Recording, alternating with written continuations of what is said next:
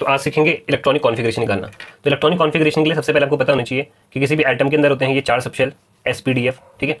S में आते हैं 2 इलेक्ट्रॉन, P में 6, D में 10 और F में 14, ठीक है। ध्यान रहेगा SPDF, S में 2, P में 6, D में 10, F में 14।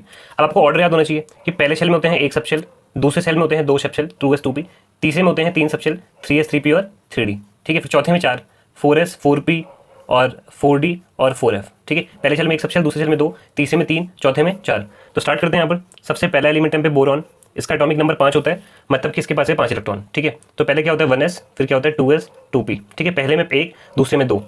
अब s में देखो 2 इलेक्ट्रॉन आते हैं, तो यहाँ पर 5 इलेक्ट्रॉन को आपको इनमें अरेंज करना है। तो s में आ जाएगा 2 इलेक्ट्रॉन, 5 में से 2 चले गए, बचे 3, 2 यहाँ जाएंगे, तो 2 और 4 तो अरेंज हो गए, बचा 1 वो यहाँ जाएगा।